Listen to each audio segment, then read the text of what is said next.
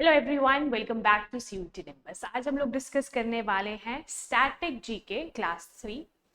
इस static GK की class में आपको अलग अलग टॉपिक्स से रिलेटेड क्वेश्चंस मिलते हैं, जैसे कि history, polity, geography, economics, sports और साइंस के भी क्वेश्चंस होते हैं। तो आपको क्या करना है, पूरा सेशन अच्छे से देखिए और जवाब देने की कोशिश कीजिए, है ना। जो भी मैं एमसीक्यू पूछूंगी तो ये एमसीक्यू बेस्ड रहता है पूरा सेशन।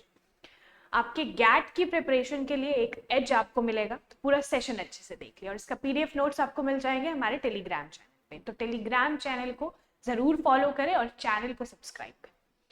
चलिए शुरू करते हैं। लक्ष्य बैच की क्लासेस ऑलरेडी स्टार्ट है और इट्स अ पार्ट ऑफ लक्ष्य बैच होगी, है ना। ये स्टैटिक जीके क्लास 3 लक्ष्य बैच का ही पार्ट है। अलग अलग सब्जेक्ट्स, अलग अलग टॉपिक्स, सारे के सारे टॉपिक्स आपको बहुत ही अच्छे से एक्सप्लेन किए गए हैं विद एमसीक्यूज। और इससे भी इम्पॉर्टेंट बात क्या है कि टेस्ट सीरीज आज ही लॉन्च होने वाली है, तो आप ज़रूर हमारे निम्बस करियर्स ऐप को डाउनलोड कीजिए प्ले स्टोर से और वहाँ पे आप चेक कीजिए हमारी टेस्ट सीरीज। ठीक है, आपके जो भी अपकमिंग एग्जाम है उसमें एक एज मिलेगा आपको। जितना ज़्यादा आप टेस्ट सीरीज क्या कहते हैं रिवाइज करोगे ना, टेस्ट सीरीज जितना ज़्यादा आप प्रैक्टिस करोगे उतना ज़्यादा आपके लिए एक बेनिफिट मिलेगा। चलिए उमियम लेक पहला क्वेश्चन है। Umiam lake also known as Barapani lake is located in which state? कौन से स्टेट में लोकेटेड है Umiam lake, which is also known as Barapani lake? ठीक है, चलिए तो अलग अलग ऑप्शंस आपको दिए गए हैं, मेघालय, असम, सिक्किम एंड त्रिपुरा। देखिए ये अलग अलग जो ऑप्शंस है इसमें से आपको बताना है उमियम लेक कहाँ पे प्रेजेंट है। अगर आप ऑप्शंस अच्छे से देखो तो आपको ऑप्शन से पता चलेगा ये स्टेट सारे के सारे आपको कहाँ के दिख रहे हैं। These are the north eastern state. ठीक है, these are the north eastern states. तो कहीं ना कहीं उमियम लेक जो है नॉर्थ ईस्ट इंडिया में लाई करती है। पहली चीज आपको ये पता लग गई। दूसरा, किस स्टेट में ये लाई करती है, जिसे बारापानी लेक भी कहा जाता है। क्वेश्चन में भी जो भी हम लोग आपको क्वेश्चन करवा रहे होते हैं, पहली चीज क्या होती है, क्वेश्चन में भी आपको कुछ ना कुछ फैक्ट्स मिल जाते हैं। Umiam lake north eastern India, option से देख के बता दिया आपने। प्लस इसे और क्या कहा जाता है, बारापानी लेक। बारापानी लेक और उमियम लेक, तो दोनों तरह से आपसे क्वेश्चन पूछा जा सकता है। इधर आपसे पूछा जा सकता है बारापानी लेक कहाँ पे प्रेजेंट है। So this lake is in north eastern India. किस स्टेट में हम देखेंगे, ए, बी, सी और D. So correct answer is a, that is Meghalaya. Meghalaya में प्रेजेंट है उमियम लेक, और जिसे हम बारापानी लेक भी कहते हैं, भूलेंगे नहीं, है ना, बारापानी लेक। ये मैप आपको दिख रहा है नॉर्थ ईस्ट इंडिया का। ठीक है, these are the north eastern states. Gangtok, ठीक है, सिक्किम विद कैपिटल गैंगटॉक। और अलग अलग स्टेट्स हैं जैसे अरुणाचल प्रदेश, नागालैंड, मणिपुर, मिजोरम, त्रिपुरा, मेघालय एंड असम। तो ये है मेघालय में प्रेजेंट। तो Meghalaya is this green portion with capital Shillong. ठीक है, this green portion is Meghalaya with capital Shillong.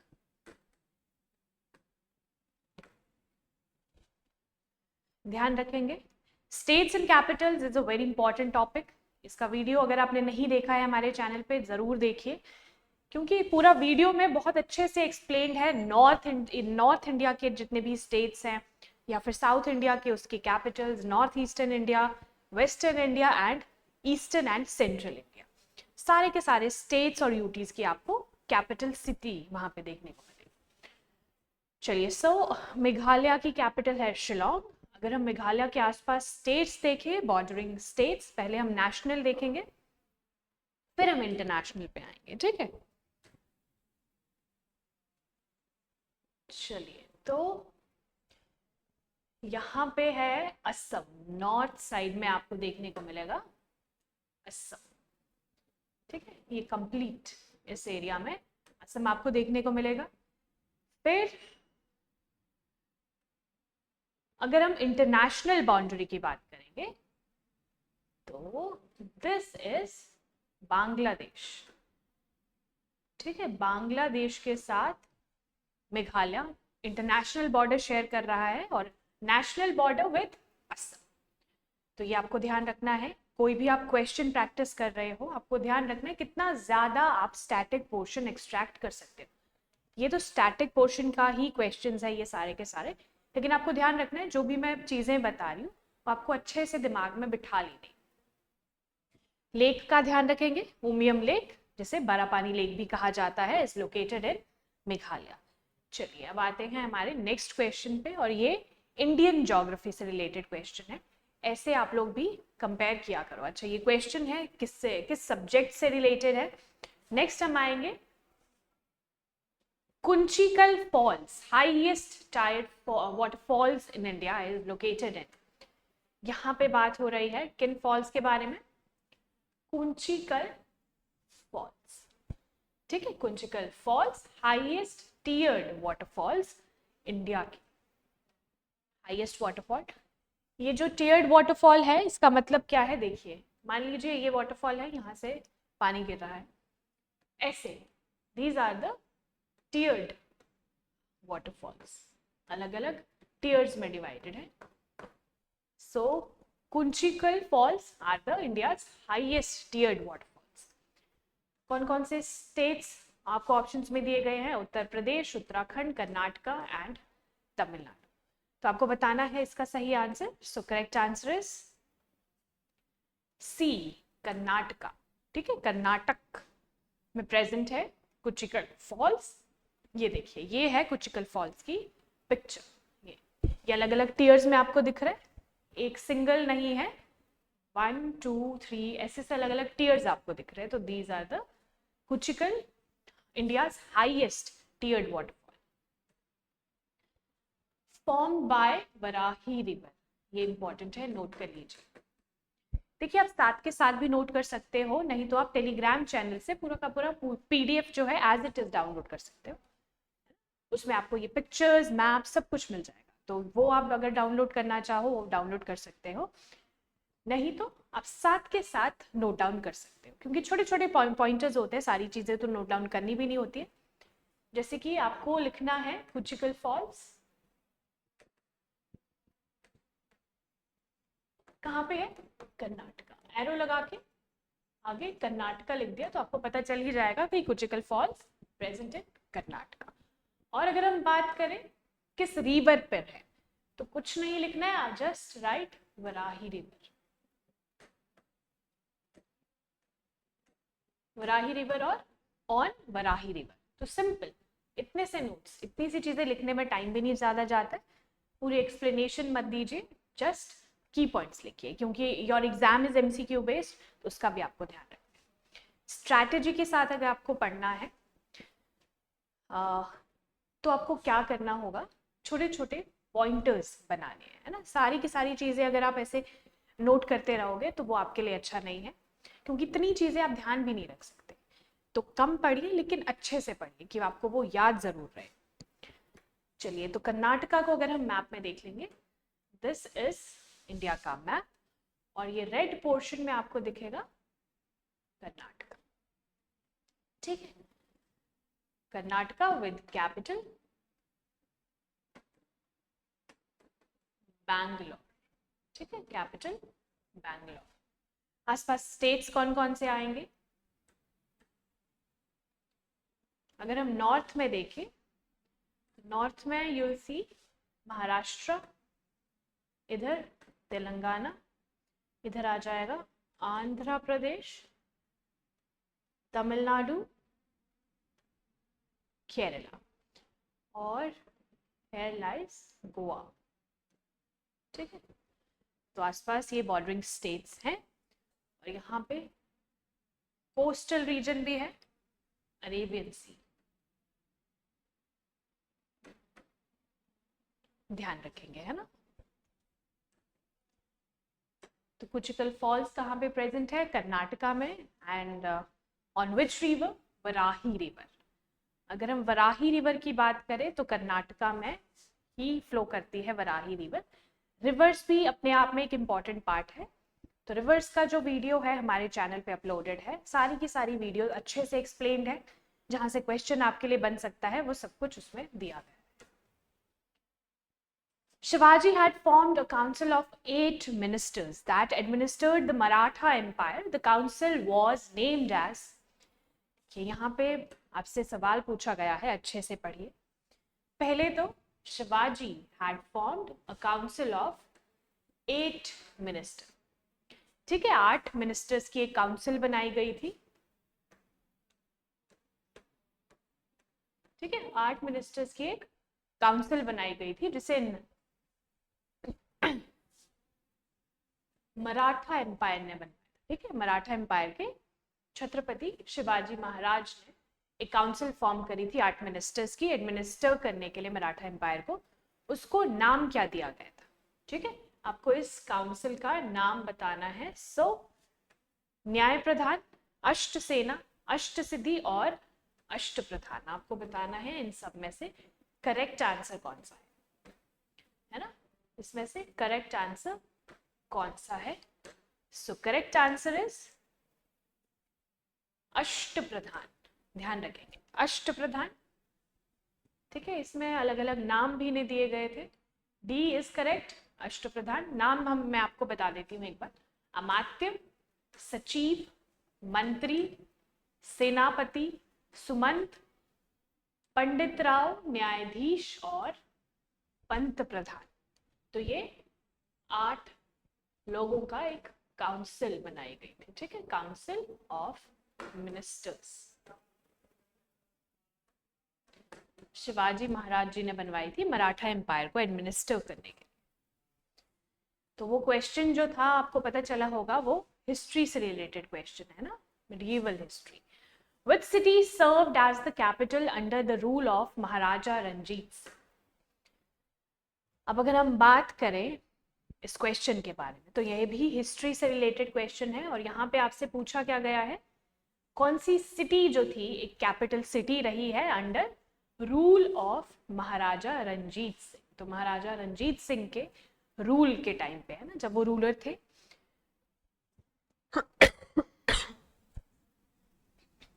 उस टाइम पे कौन सी सिटी एक कैपिटल सिटी थी उनकी? अमृतसर, पटियाला, लाहौर और कपूरथला। ये 4 ऑप्शंस है, इनमें से आपको सही आंसर चूज करना है। बहुत इंपॉर्टेंट क्वेश्चन है। So correct answer is Lahore. C, Lahore is correct answer, भूलेंगे नहीं। और महाराजा रंजीत सिंह का जो एम्पायर था उनकी पीक पे था 1839, ठीक है, अपने पीक पे ये एम्पायर था 1839 के समय पे, और कैपिटल वाज लाहौर।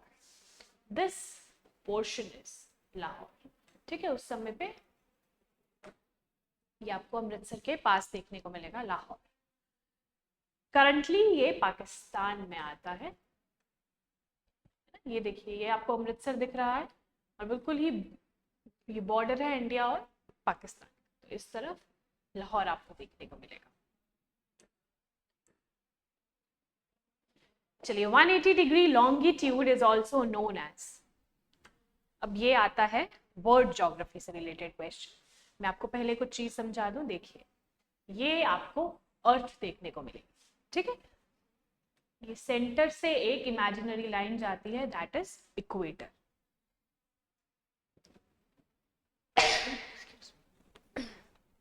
सॉरी, ये सेंटर से एक लाइन, इमेजिनरी लाइन हम लोगों ने ड्रॉ करी है, दैट इज इक्वेटर। फिर अगर हम ये देखें, है ना, ये है वर्टिकल, ये है वर्टिकल लाइन, ये है हॉरिजॉन्टल लाइन। तो दिस इज, अगर हम 0 डिग्री से स्टार्ट, ठीक है, 0 डिग्री प्राइम मेरिडियन,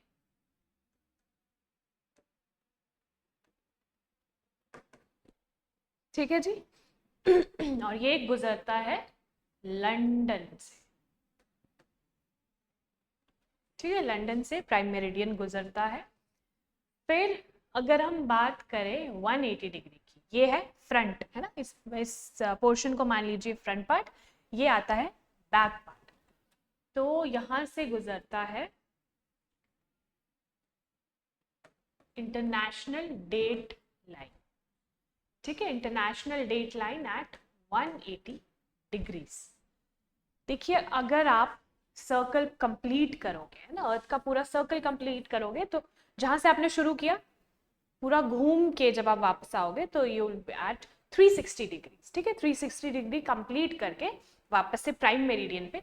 लेकिन अगर आप उसके बिल्कुल ही बैक साइड में, जैसे कि यहाँ से आपने शुरू किया, इसके पीछे दिस 180 डिग्रीज पे अगर आप जाओगे, है ना, तो वहां पे क्या होगा, वहां पे आपको एक लाइन देखने को मिलेगी, वही आपसे पूछा गया है 180 डिग्री लॉन्गिट्यूड को और क्या कहा जाता है। ऑप्शंस क्या है, Arctic circle, international date line, the great circle और इक्वेटर। इक्वेटर मैंने आपको बता दिया, दिस इज इक्वेटर, ठीक है। ग्रेट सर्कल नहीं है और इक्वेटर को ही ग्रेट सर्कल कहते हैं। आर्कटिक सर्कल, देखिए these are the Arctic circles, क्योंकि पोलर रीजन है, यहाँ पे आर्कटिक सर्कल आपको दिखने को मिलेगा, and this is Antarctic circle. तो आर्कटिक सर्कल भी नहीं है, ग्रेट सर्कल भी नहीं है, इक्वेटर भी नहीं, you are left with IDL, that is international date line. तो ये है इंटरनेशनल डेट लाइन।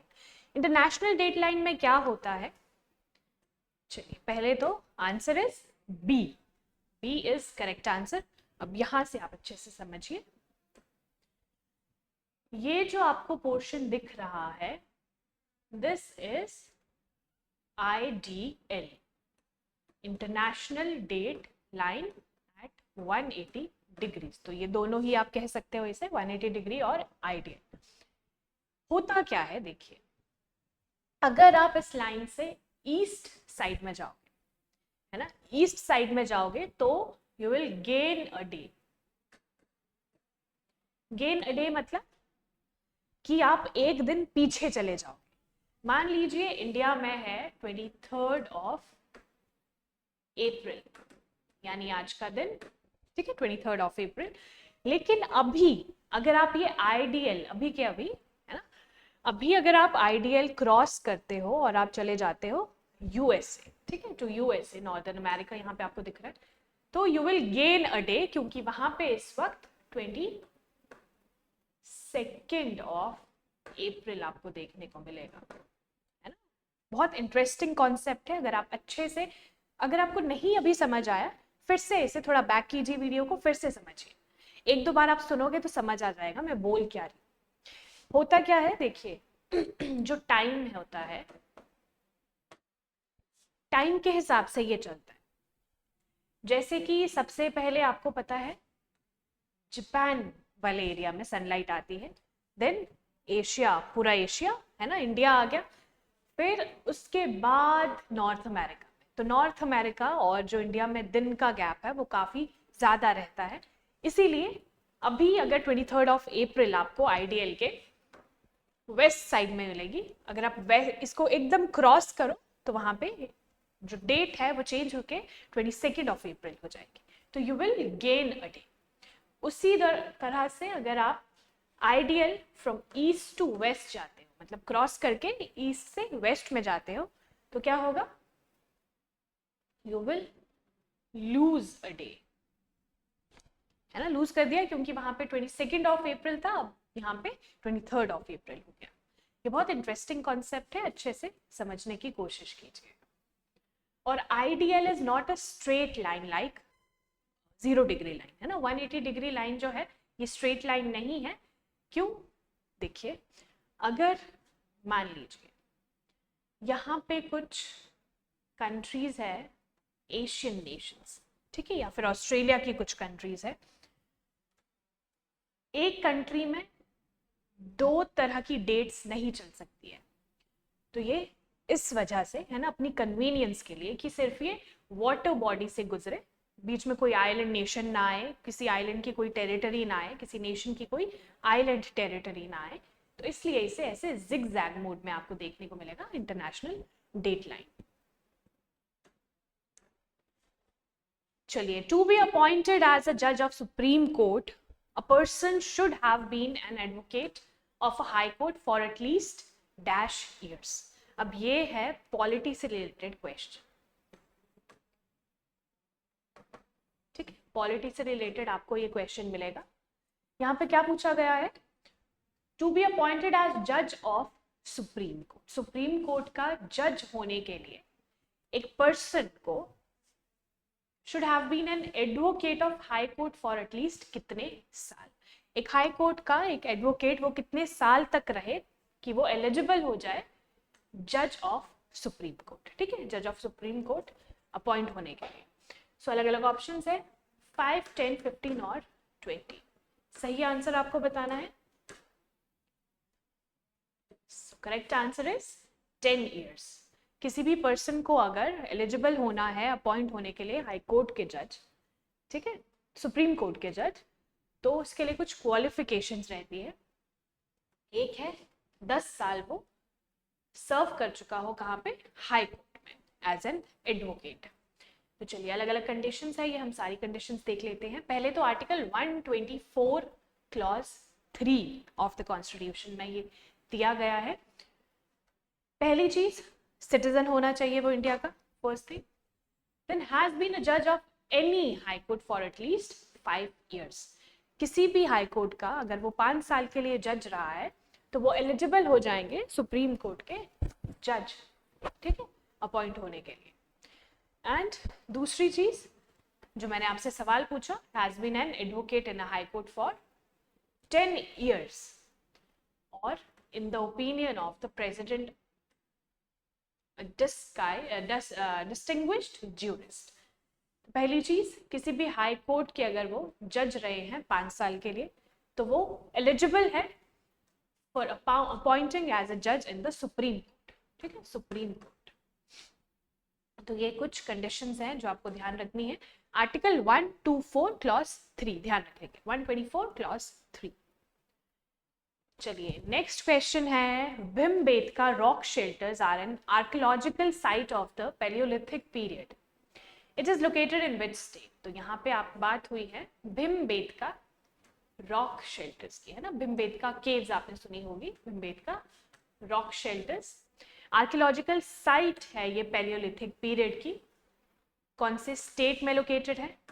अलग अलग ऑप्शन है, गुजरात, मध्य प्रदेश, महाराष्ट्र और Jharkhand. So correct answer is Madhya Pradesh. Madhya Pradesh में आपको भिमबेटका केव्स देखने को मिलेगी। इस पिक्चर में भिमबेटका केव्स आपको दिख रही हैं, ये देखिए, these are the Bhimbetka caves. बहुत ही बड़ा रॉक स्ट्रक्चर है, यहाँ पे लोग आपको इतने से देखने को मिलेंगे, ठीक है। तो मध्य प्रदेश में ये लोकेटेड है और मध्य प्रदेश की कैपिटल अगर हम देखें तो इट्स भोपाल, ठीक है, Bhopal is the capital. Next question is, Amazon River flows through which state? Which of the following countries? Not state. Amazon River flows through which of the following countries? कौन कौन से ऑप्शंस दिए गए हैं आपको? यूएसए, कनाडा, ब्राजील और फ्रांस। Amazon River बहुत इंपॉर्टेंट रिवर है हमारे विश्व की। So correct answer is Brazil. और ब्राजील कहाँ पे आता है? साउथ अमेरिका में, ठीक है, Brazil South America. C is correct answer. ये जो आपको पूरा चैनल दिख रहा है ना, दिस इज पेरू, पेरू से तो ये रिवर निकलती है और अमेज़न रिवर की हम बात कर रहे हैं तो पेरू से निकलती है। यहाँ पे अमेज़न रेन फॉरेस्ट भी आपको देखने को मिलेंगे, तो आपको ध्यान रखना है साउथ अमेरिका में आपको देखने को मिलेगी, मेजरली इन ब्राजील और निकलती है पेरू से, ठीक है, majorly in Brazil. Originates in the Andes mountains of Peru and flows through Ecuador, Colombia, Venezuela, Bolivia and Brazil। तो अलग अलग कंट्रीज से गुजरती है लेकिन जो उसका मेजर पोर्शन है that is in Brazil. And originates in the Andes mountains। और Andes mountains कहाँ पे है? These are the Andes mountains, ये आपको देखने को मिलेंगे। This is Peru. Who among the following has developed India rupee symbol? बहुत ही इंटरेस्टिंग क्वेश्चन है। इंडिया का जो रुपी सिंबल है, दिस सिंबल, ये किसने डेवलप किया है in India? So correct answer क्या है? ऑप्शंस है Ashwini Rai, Umesh Kumar, D Uday Kumar and S K Paul. So correct answer is D Uday Kumar. ये ध्यान रखेंगे, स्टैटिक पोर्शन है ना, इसमें कुछ ऐसे लॉजिक नहीं है कि आप कुछ याद रखो, सिंपली याद रखिएगा डी उदय कुमार और रुपी साइन के साथ ध्यान रखिए, डी उदय कुमार, ध्यान रखेंगे। This is the rupee sign of India. तो ये थे हमारे आज के मोस्ट इंपॉर्टेंट क्वेश्चंस, है ना, स्टैटिक पोर्शन के इंपॉर्टेंट क्वेश्चंस हैं। सारे के सारे जो भी क्वेश्चंस थे वो रिलेटेड थे polity, history, economics, geography, world geography, Indian geography, है ना, हिस्ट्री के भी डिफरेंट डिफरेंट पार्ट्स आते हैं। तो आपको ध्यान रखना है, जो भी आप सेशन देखते हो, है ना, ऑनलाइन सेशन देखते हो, उसके बाद इसका पीडीएफ जरूर डाउनलोड करना है, क्योंकि पीडीएफ से क्या होगा, जब आपके सामने ये पीडीएफ्स आएंगे, अभी तो चलो वीडियो में आप देख रहे हो, समझ रहे हो चीज़ों को, फिर से रिवाइज करना इज इम्पोर्टेंट। बहुत कम दिन बच चुके हैं आपके एग्जाम के लिए, जितना भी चीज़ें आपने अभी तक पढ़ी है उससे रिवाइज कर लीजिए। और करंट अफेयर्स की पुराने कुछ महीनों की सीरीज हम लोग आप लोगों के लिए लेके आएंगे, उसके ज़रूर देखिएगा। प्लस टेस्ट सीरीज लॉन्च हो रही है आज, वो टेस्ट सीरीज आपको मिस नहीं करनी, वो एक एज देगा आपकी प्रिपरेशन में, आपको पता चलेगा कि आप स्टैंड कहाँ पे करते हो, कितनी चीज़ें आपको याद है, और कुछ ऐसे क्वेश्चंस कि आपको उसमें ट्रिक के साथ सॉल्व कर पाओ, है ना।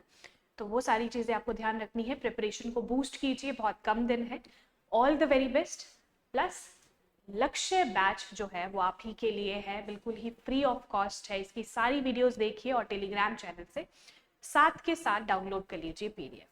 टेलीग्राम चैनल को फॉलो करने के लिए क्या करना है, डिस्क्रिप्शन में लिंक दिया है, उस पर क्लिक कीजिए और फॉलो कर दीजिए चैनल। तो थैंक यू सो मच। ये बहुत ही इंपॉर्टेंट वीडियो था आपके लिए। स्टैटिक जीके की वीडियोस बहुत ही इंटरेस्टिंग भी रहती है और इम्पॉर्टेंट भी रहती है। आई होप आपने एंजॉय किया हो पूरा session. Thank you so much. All the very best.